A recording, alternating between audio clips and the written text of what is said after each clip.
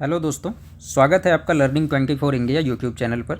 आज हम लोग फंडामेंटल राइट्स के अंदर लास्ट लेक्चर रिकॉर्ड कर रहे हैं और यह पार्ट 6 होगा।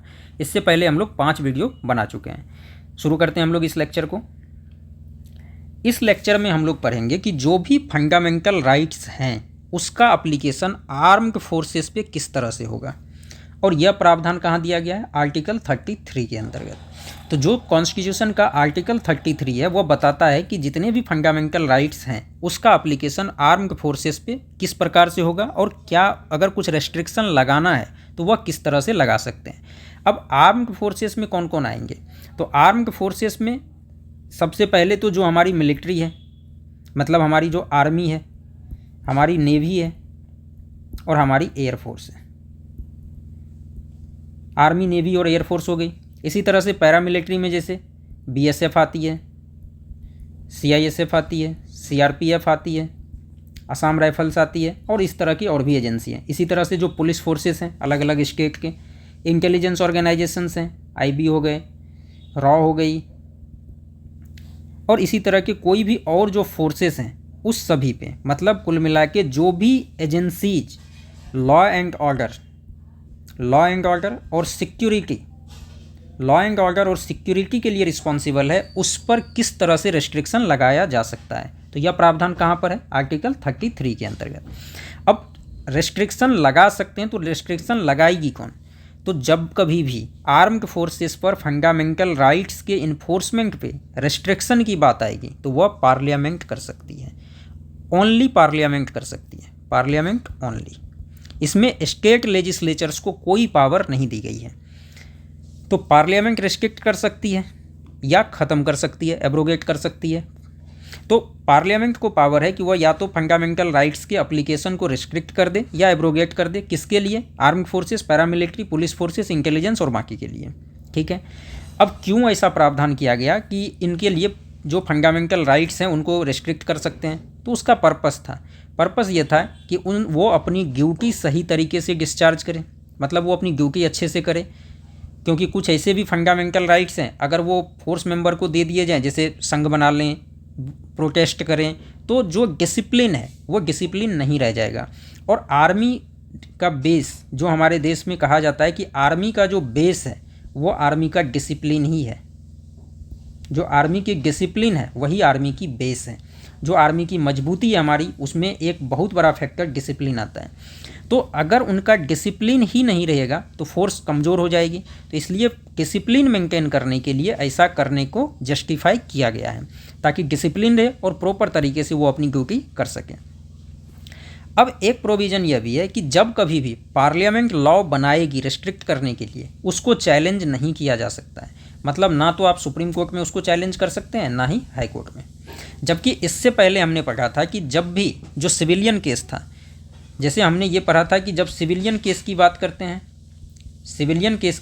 हैं, तो अगर किसी फंडामेंटल राइट्स को रिस्ट्रिक्ट करने का लॉ पार्लियामेंट या स्टेट लेजिस्लेचर बनाती है तो आपको यह पावर है कि आप सुप्रीम कोर्ट या हाई कोर्ट में उसको चैलेंज कर सकते हैं, आप उसको चैलेंज कर सकते हैं। लेकिन यहाँ पर प्रावधान है कि इस लॉ को जो पार्लियामेंट बनाएगी आप चैलेंज भी नहीं कर सकते हैं। तो यही प्रोविज़न तो यही है चैलेंज करने का, कि आप अगर किसी भी फंडामेंटल राइट्स का वो कॉन्ट्रावेंशन कर रहा है, मतलब उसके अगेंस्ट जा रहा है, तो आपको चैलेंज करना है। लेकिन फोर्स मेंबर के केस में इस चैलेंज करने के राइट को भी आपसे छीन लिया गया है। तो मतलब आप कभी भी इस तरह के लॉ को चैलेंज नहीं कर सकते हैं। आगे बढ़ते हैं। अब हम लोग देखते हैं कि ये तो था कि संसद इस चीज़ को, पार्लियामेंट इस चीज़ पे कानून बना के इसको रिस्ट्रिक्ट करेगी। तो इस बेसिस पे पार्लियामेंट ने कुछ कानून बनाए, और वो कानून कौन से एक्ट हैं? तो आर्मी के लिए आर्मी एक्ट आया 1950 में, नेवी एक्ट आया 1950 में, इसी तरह एयरफोर्स एक्ट भी 1950 में आया। पुलिस फोर्सेस के लिए police force restrictions of right act 1966 आया, और बीएसएफ एक्ट आया, और इसी तरह से बाकी जितने भी फोर्सेस हैं, पैरामिलिट्रीज हैं, उनके लिए अलग अलग एक्ट आए। तो ये सभी हो गए कि किन एक्ट्स के तहत उन पर फंडामेंटल राइट्स के एप्लीकेशन को रिस्ट्रिक्ट किया गया है। ठीक है। अब देखते हैं कि जो रिस्ट्रिक्शंस हैं वो मेनली किन चीज़ों पे हैं। अब जैसे इतने सारे एक्ट तो बनाए गए, क्या सारे फंडामेंटल राइट्स रिस्ट्रिक्ट कर दिए गए? नहीं। तो सारे फंडामेंटल राइट रिस्ट्रिक्ट नहीं किए गए हैं, जो रिस्ट्रिक्ट किए गए हैं उसकी एक लिस्ट हम देख लेते हैं। तो सबसे पहला फ्रीडम ऑफ स्पीच को रिस्ट्रिक्ट किया गया है, जैसे सभी सिटीजन्स को फ्रीडम ऑफ स्पीच है, लेकिन अगर फोर्स मेंबर को फ्रीडम ऑफ स्पीच दे दिया जाएगा तो अगर वो फ्रीडम ऑफ स्पीच का वहाँ मिसयूज करने लगे तो फोर्स के अंदर जो डिसिप्लिन है वो डिस्टर्ब होगा। इसी तरह से फोर्स मेंबर को एसोसिएशन फॉर्म करने के राइट को रेस्ट्रिक्ट किया गया है कि वो अपना एसोसिएशन नहीं बना सकते हैं। एसोसिएशन बना के प्रोटेस्ट करने लगे या कुछ ऐसा करने लगे तो डिसिप्लिन खत्म होगा, डिसिप्लिन खत्म होगा तो फोर्स कमज़ोर होगी, तो इसलिए रेस्ट्रिक्शन उस पर भी लगाया गया। इसी तरह से फोर्स मेंबर को ट्रेड यूनियन बनाने से और पॉलिटिकल एसोसिएशन ज्वाइन करने से भी रोका गया है। मतलब आप ना तो ट्रेड यूनियन बना सकते हैं, ट्रेड यूनियन का फॉर्मेशन नहीं कर सकते हैं, और पॉलिटिकल एसोसिएशन को आप ज्वाइन नहीं कर सकते हैं, ये भी रोका गया है। क्योंकि अगर पॉलिटिकल एसोसिएशन को आप ज्वाइन कर लेते हैं तो आपको किसी एक पॉलिटिकल पार्टी या उसके लिए आपकी इंटीग्रिटी हो जाएगी, जबकि आपको देश की सुरक्षा देनी है। वो पार्टी हमेशा तो शासन में रहेगी नहीं, तो जब कभी भी दूसरी पार्टी शासन में आएगी तो इस बात का खतरा रहेगा कि आप जो पार्टी सत्ता में आई है उसके लिए आप काम नहीं कर रहे हैं। मतलब उसके लिए नहीं, आपको वैसे तो देश के लिए हमेशा काम करना है, लेकिन अगर सरकार कुछ डिसीजन लेती है तो आप उसके अगेंस्ट जा सकते हैं। तो इस वजह से जो ट्रेड यूनियन बनाने का राइट है और पॉलिटिकल एसोसिएशन ज्वाइन करने का राइट है, यह भी रिस्ट्रिक्ट किया गया है। प्रेस से कम्युनिकेट करने को भी रिस्ट्रिक्ट किया गया है। ऐसा नहीं है कि आर्मी, नेवी या पुलिस से लोग प्रेस से कम्युनिकेट नहीं करते हैं, प्रेस से कम्युनिकेट करते हैं, लेकिन ऑथराइज किया जाता है। ऑथराइज किया जाता है जब कभी भी सरकार के द्वारा, उस ऑर्गेनाइजेशन के द्वारा किसी को ऑथराइज किया गया है प्रेस से बात करने के लिए, तभी वो प्रेस से बात करेगा। तो इस तरह के राइट को भी रेस्ट्रिक्ट किया गया है। इसी तरह से जो पब्लिक मीटिंग्स होते हैं या जो डेमोन्स्ट्रेशंस होते हैं, प्रदर्शन होते हैं, इन सभी को भी अटेंड करने को रेस्ट्रिक्ट किया गया है। तो आप लोग ध्यान रखेंगे, freedom of speech, freedom of form association, trade union का मेंबर बनना, पॉलिटिकल एसोसिएशन ज्वाइन करना, प्रेस से कम्युनिकेट करना, पब्लिक मीटिंग अटेंड करना, डेमोन्स्ट्रेशन अटेंड करना, इस सभी राइट को रेस्ट्रिक्ट किया गया है फोर्स मेंबर्स के लिए। और यह प्रावधान कहाँ पर है? आर्टिकल 33 के अंतर्गत। आगे बढ़ते हैं। अब हम लोग आर्टिकल 34 है। आर्टिकल 34 में दिया गया है कि जब कभी भी मार्शल लॉ लागू होगा किसी पर्टिकुलर एरिया में, अगर मार्शल लॉ लागू है तो उस केस में फंडामेंटल राइट्स किस तरह से रेस्ट्रिक्ट होगा। तो अगर कहीं पर फंडामेंटल राइट्स लागू है तो मार्शल लॉ लगेगा कब? अगर डिस्टर्बेंस हो, और डिस्टर्बेंस भी किस तरह का? जो एबनॉर्मल हो, एबनॉर्मल डिस्टर्बेंस हो। एबनॉर्मल डिस्टर्बेंस इस तरह का है कि वहाँ लॉ एंड ऑर्डर रीस्टोर ही नहीं किया जा सकता है। वहाँ इस तरह से है कि लॉ एंड ऑर्डर रीस्टोर करना एक बहुत ही बड़ा चैलेंज है।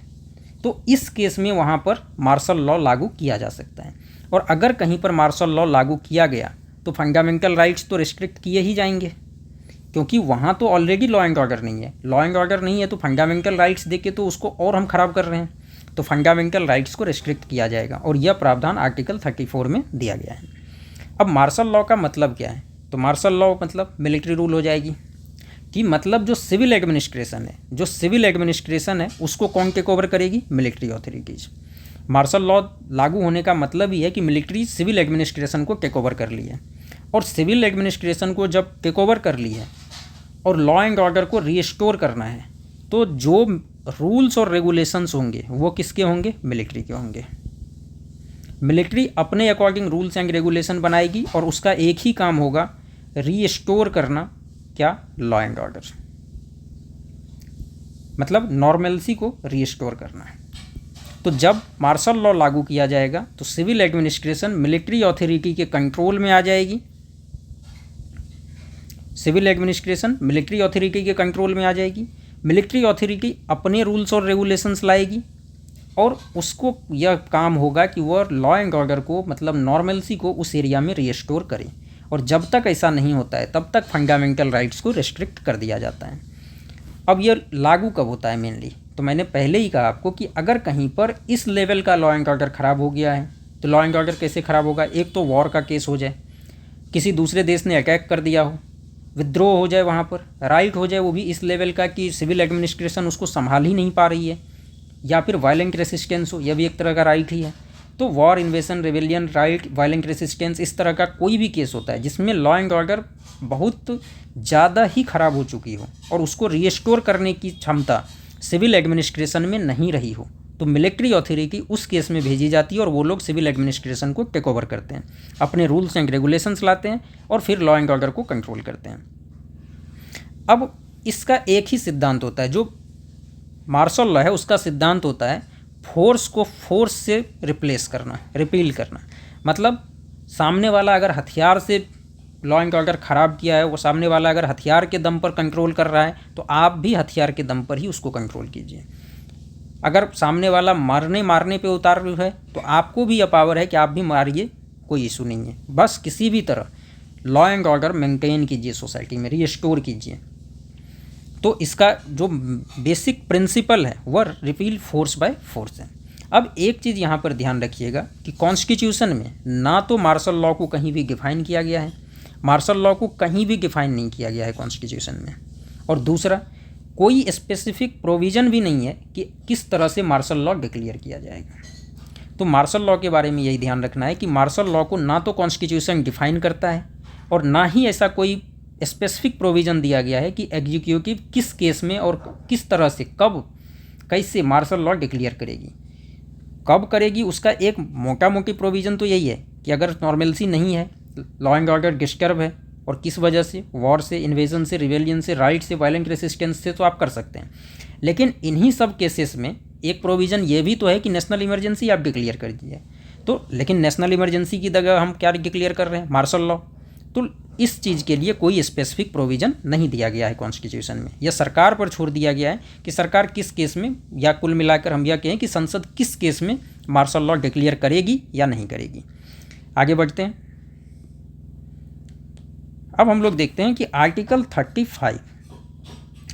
35 में दिया गया है कि कुछ ऐसे फंडामेंटल राइट्स हैं जिसको इन्फोर्स करने के लिए, उसको इफेक्ट करने के लिए, फंडामेंटल राइट्स को इन्फोर्स करने के लिए लॉ बनाने की ज़रूरत है। तो आर्टिकल 35 में इसी बारे में प्रावधान किया गया है कि उन फंडामेंटल राइट्स को इन्फोर्स करने के लिए लॉ बनाया जाएगा, और लॉ किस तरह से बनेगा, कौन बनाएगा, उसके बारे में है। तो ये जो भी पावर है यह सिर्फ और सिर्फ पार्लियामेंट को दिया गया है। मतलब आर्टिकल 35 के तहत जब कभी भी किसी फंडामेंटल राइट्स को इन्फोर्स करने की बात आएगी तो लॉ बनेगा, और लॉ कौन बनाएगा, सिर्फ और सिर्फ पार्लियामेंट। क्यों ऐसा दिया गया, क्योंकि बात यहाँ हो रही है फंडामेंटल राइट्स को इन्फोर्स करने की। तो फंडामेंटल राइट्स तो सभी सिटीजन को अवेलेबल है, चाहे वो किसी भी स्टेट में रह रहे हो, तो अगर स्टेट को पावर दिया जाता तो यूनिफॉर्मिटी नहीं रहती पूरे देश में। तो इस वजह से राइट जो है लॉ बनाने का वो सिर्फ और सिर्फ पार्लियामेंट को दिया गया, ताकि यूनिफॉर्मिटी रहे पूरे देश में। और यूनिफॉर्मिटी किस चीज़ में, कि लॉ सेम प्रकार का हो सभी जगह, और जो पनिशमेंट हो उसके वायलेशन के केस में जो पनिशमेंट हो, वह भी पूरे देश में एक ही तरह का हो। अब हम लोग देखें कि अभी तक कौन कौन से लॉ बनाए गए हैं फंडामेंटल राइट्स को इन्फोर्स करने के लिए। तो एक तो आर्टिकल 16 के तहत देखते हैं हम लोग, जिसमें यह कंडीशन था कि रेसिडेंस जो है वह एम्प्लॉयमेंट का कंडीशन हो सकता है।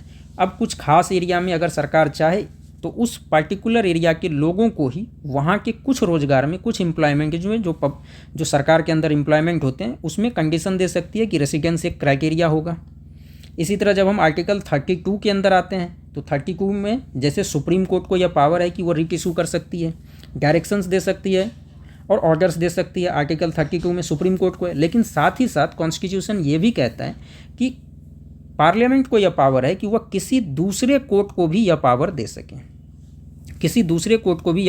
सके, कि वह डायरेक्शन इशू करे या ऑर्डर इशू करे या कोर्ट इशू करे। हालांकि ऐसा अभी तक नहीं किया गया है। इसी तरह आर्टिकल 33 है, हमने अभी पढ़ा कि जो भी आर्म्ड फोर्सेस हैं या पुलिस फोर्सेस हैं, मतलब सिक्योरिटी एजेंसीज के मेंबर हैं, उनके फंडामेंटल राइट्स के एप्लीकेशन को रेस्ट्रिक्ट किया जा सकता है। तो इसके लिए भी लॉ बनाने की ज़रूरत थी। लॉ किसने बनाया, पार्लियामेंट ने, और जिसमें नेवी एक्ट, आर्मी एक्ट, ये सारे एक्ट आए।